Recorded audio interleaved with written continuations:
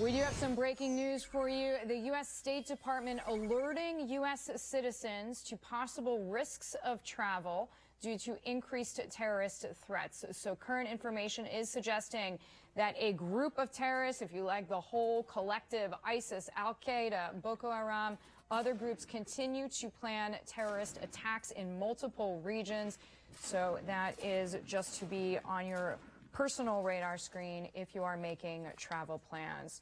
In the meantime, American Islamic President with me now, the Forum for Democracy, Zuhdi Jasser with me now. Zuhdi, great to have you with me. A French Muslim's social media post is going viral. We're going to show it in a minute, but he is calling on his peers to stand up against extremists. And I'll quote him here. He says, "I am addressing all the French Muslims. Let's protect our beautiful religion. Let's go and track these imposters who pretend to be Muslims, who kill people. It is not the authorities who are going to get rid of them.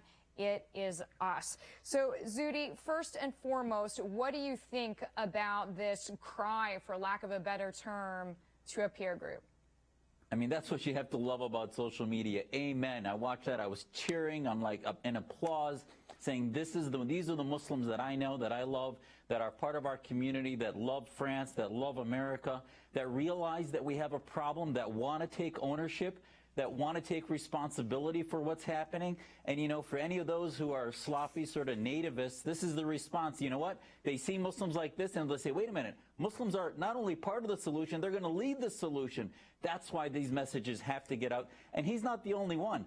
I'd also remind you, Deirdre, that it's not coming from imams or our leaders. It's going to come from young Muslims on the ground, in the grassroots, because we're being Well, Zuhdi, I believe you, leadership. because that's how the extremists are recruiting. A lot of people in France told me it is through social media.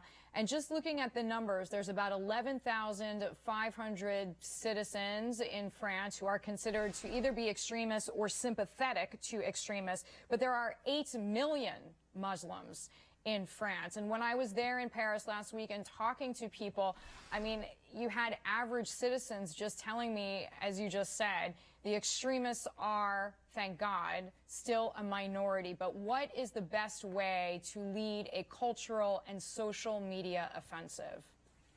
Deirdre, we need to stop looking just at the violence and the end point, which is right before they're going to kill somebody. He said it in the video. He said we need to vindicate our republic. It's about, do they want to die for the Islamic State, for theocracy, or do they want to die for French liberty, for their nationalism, for their French flag? That's the battle. And until we American Muslims, Western Muslims, start holding the flags of our country and saying that our Constitution is ours, we reject any and all Islamic states, and we are going to declare that the ISIS Muslims are our enemies. There's another video that went viral from a scholar in London who now actually is getting death threats because of the ISIS young folks. He said, the British Muslims are now sending me death threats because I declared war on ISIS. I declared that I'm a British citizen first. This is the battle. We need to support Muslims like us that have been doing this for years, because we can't do this alone. We need protection. Zuhdi, so good to have you here. Thank you. Zuhdi Jasser Thank you. joining me there, Thanks, American Deirdre. Islamic Forum for Democracy.